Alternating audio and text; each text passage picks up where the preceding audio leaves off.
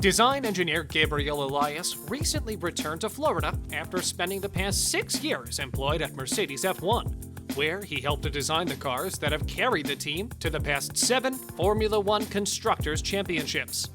When I first began working in Formula One, my perception of preseason testing was probably the same as a lot of people's. You imagine these teams having worked all winter on their new car, and then going to the track for this day of reckoning, where they find out whether all that work has paid off with the performance they were expecting. That and some trepidation about what the opposition has been up to during the offseason. But the truth of the matter is that in my time at Mercedes, when we got to the first test, it was just about mileage accumulation.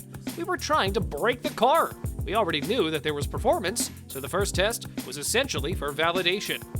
As time has gone on, the teams have become much more prepared for the first test because they've seen the necessity of getting your mileage in the hybrid era of Formula One. Mileage is gold to race teams. If you're not able to go out in testing and get laps, you've screwed yourself. And we've seen that over the past few years, where teams have had problems during the first test or missed days of it altogether because their car wasn't ready. When that happens, you're losing hundreds of kilometers per day that you need to be able to try different setups, different ride heights, different engine models, different aero packages, all that kind of stuff. You can't do any of that work if you're not running, and recent history shows how big a setback missing that track time can be.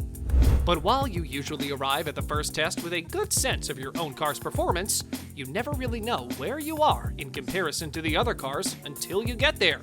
All top teams have some form of performance tracker that follows and projects the performance of their closest competitors, normalized based on, say, engine mode.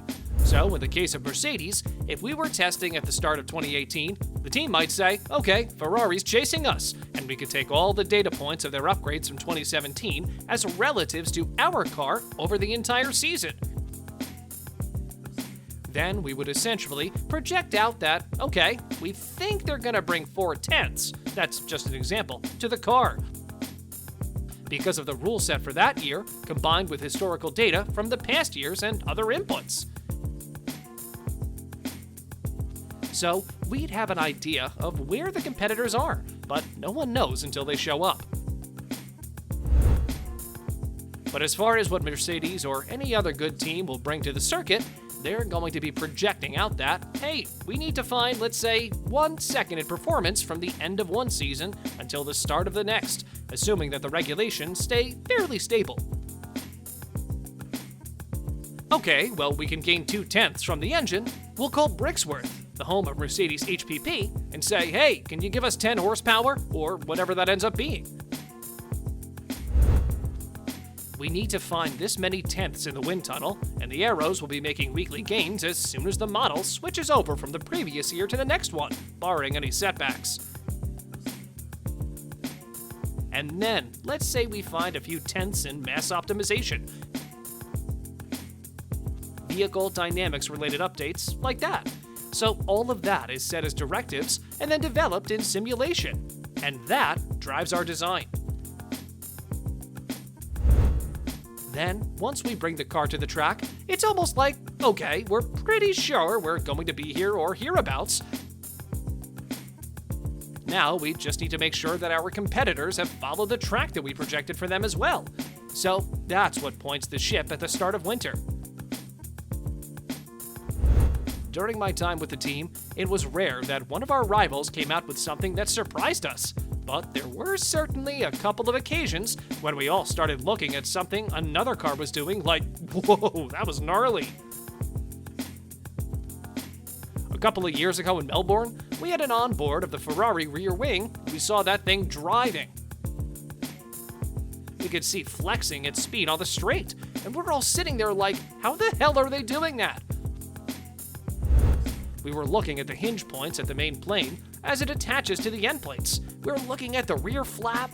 It all seemed to be on a slider of some sort. And movable aerodynamic devices are a no-no, but under speed, you could probably get away with it, as some teams have done in the past. That was one where I remember we looked at it closely like, how can we do this? We tried to scheme up some options that would maybe get us a similar result. But one thing about Mercedes in my time there is the team never brought questionable things to the car. They were always very, very afraid, and Daimler was always very afraid of the optics of going too far into the gray area. I'm not sure that all of our rivals felt the same way, but Mercedes was very keen to avoid what would come with that kind of publicity you'd attract for doing something against the rules. If we brought something to the car that was novel, the technical management was certain they could prove its legality in the event of a protest before it ever went onto the track.